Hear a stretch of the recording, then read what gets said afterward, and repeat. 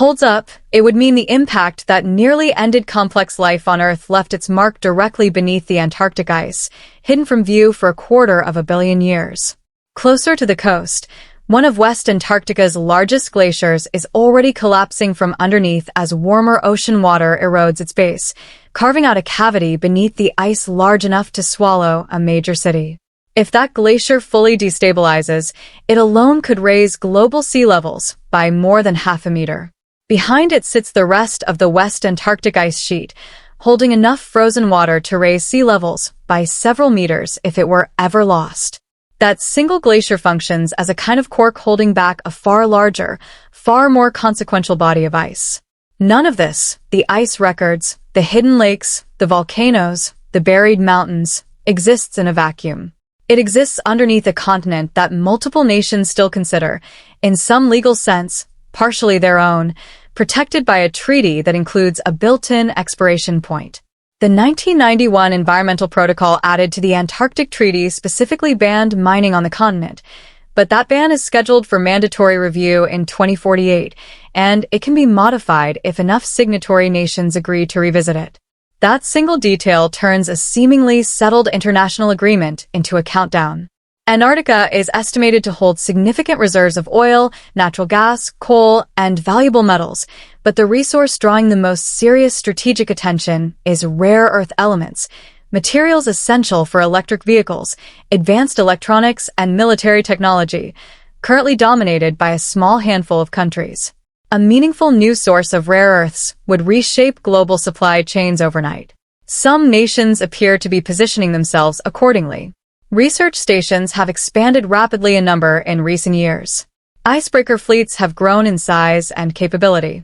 Survey vessels have spent years quietly mapping the seafloor around the continent, gathering exactly the kind of data that would only matter if the rules governing extraction ever changed. None of this technically violates the treaty. All of it looks very much like preparation for the moment the treaty's protections come up for renegotiation. Antarctica has no permanent population, no standing government, and no military presence under the current treaty, which is precisely what makes it so combustible.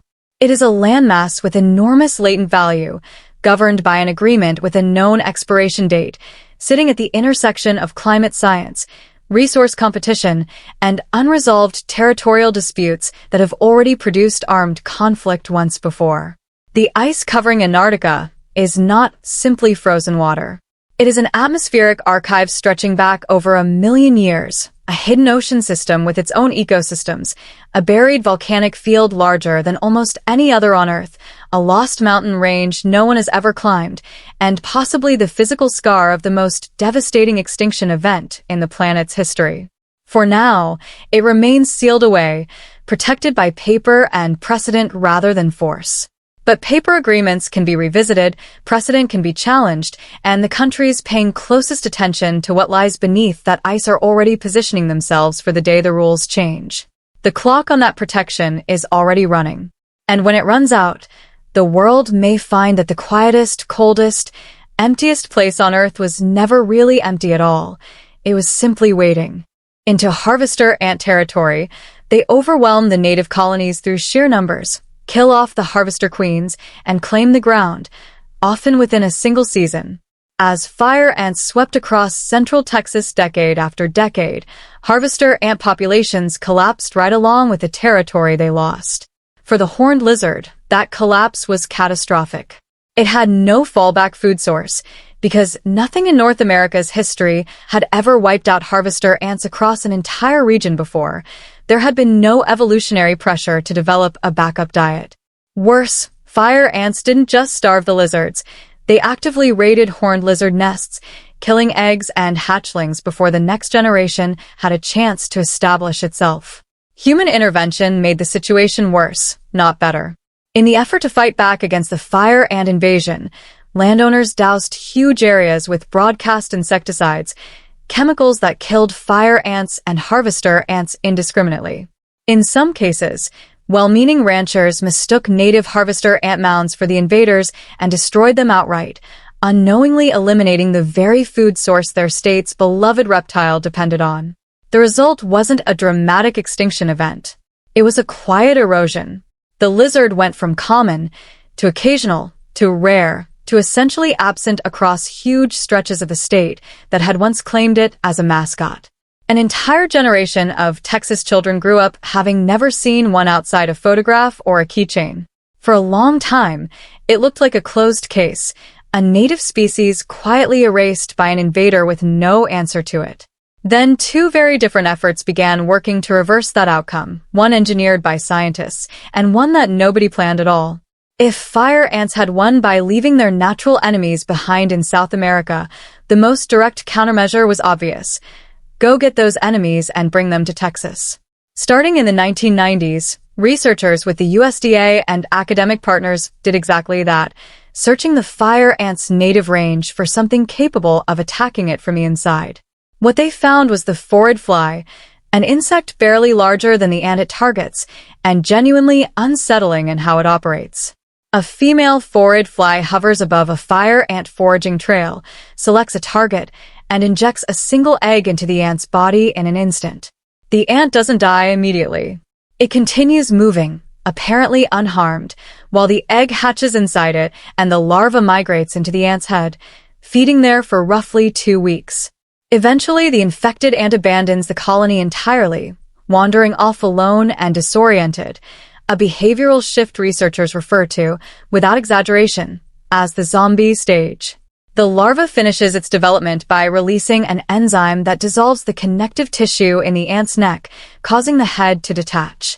The fly completes its metamorphosis inside the severed head before emerging to repeat the cycle. Beginning in the early 2000s, scientists released several species of phorid fly across the southern United States, including Texas, after extensive testing confirmed they targeted fire ants exclusively and posed no threat to native species. The flies have since spread on their own, expanding their range by an estimated 10 to 15 miles a year. Their impact isn't primarily about the ants they kill directly, it's about behavior.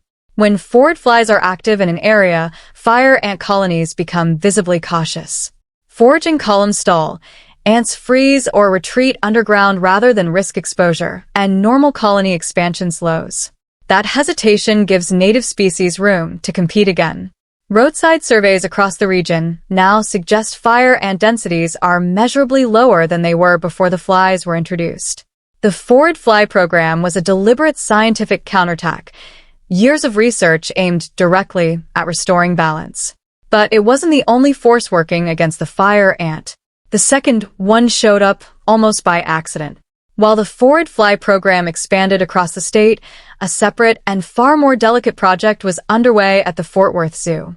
Starting in 2011, a conservation team set out to do something that had never been attempted: breed Texas horned lizards in captivity and successfully reintroduce them into the wild. Because the species had been in decline for so long, there was essentially no existing playbook. The team had to develop breeding, incubation, and release protocols from the ground up. Early attempts struggled.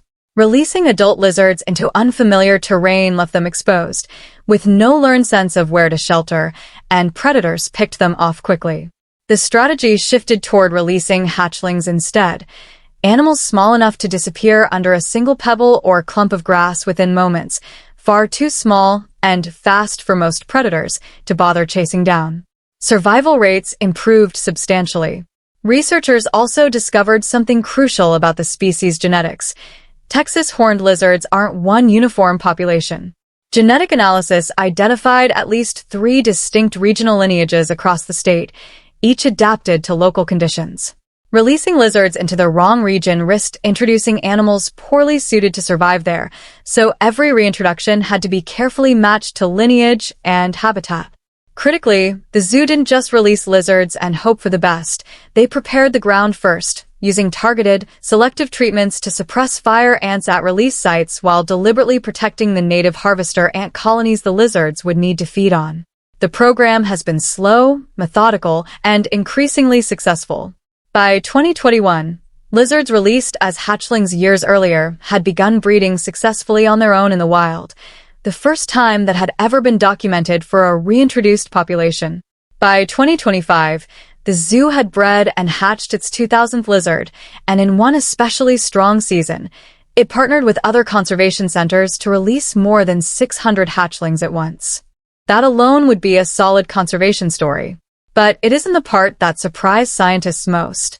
Far from any zoo release site, a wildlife biologist tracking fire ant populations on the Edwards Plateau had spent 9 years recording mound densities across the same stretch of ranchland.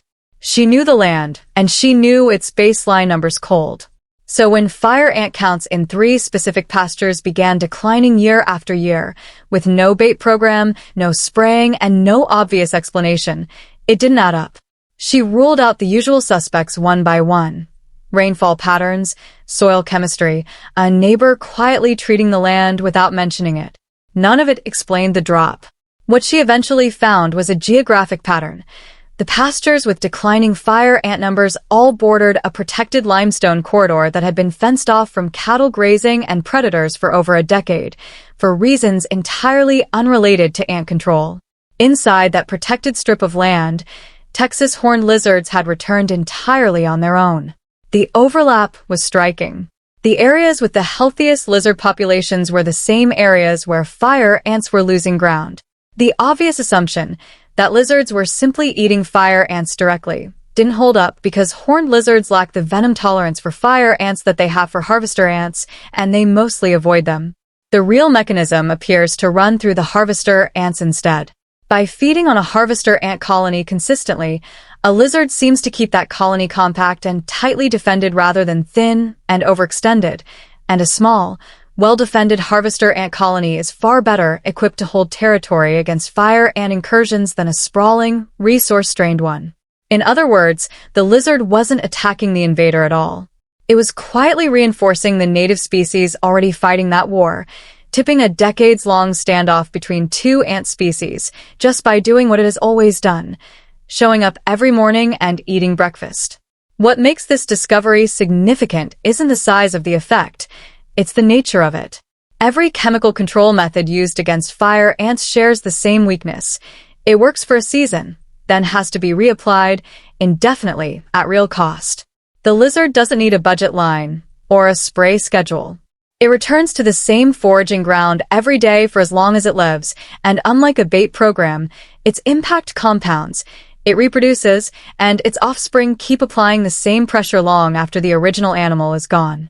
That said, the scale here has to be kept honest. Fire ants occupy roughly 30 million acres of Texas. The protected corridors where horned lizard populations have recovered enough to shift the balance are measured in the hundreds of acres, not millions. A 2-ounce reptile is not going to single-handedly roll back an invasion that stretches from the Gulf Coast to the Texas Panhandle, and no one studying this claims otherwise. What it does prove is narrower but still important, that under the right conditions, protected habitat, restored prey populations time, native ecosystems retain some capacity to push back against an invader that 40 years of industrial chemistry never managed to dislodge. The phorid fly and the horned lizard are advancing on different fronts and different timelines, gaining ground acre by acre rather than sweeping the state, while researchers continue searching for additional biological tools that might accelerate the process. The outcome of that broader race is still unwritten. But in a handful of quiet pastures on the Edwards Plateau, something that hadn't been true in Texas for the better part of a century is true again. Fire ants are losing ground, and nothing had to be sprayed to make it happen. A species written off as gone for good simply came back on its own, and started doing, without any instruction, exactly the job it had been built for all along.